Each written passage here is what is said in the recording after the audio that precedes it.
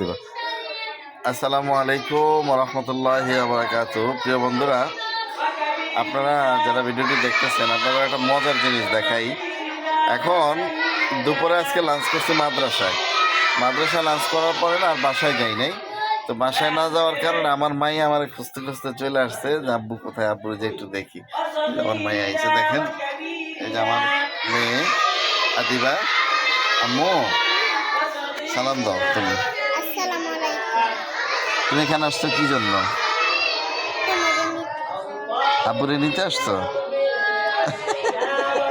তোমার এই কাপড়টা পরাই দিছে কে মা? তোমার আম্মু পরাই দিছে? বাবা যদি এখন না যায় বাসায়, ঘুমায় থাকতাম, যাইতাম।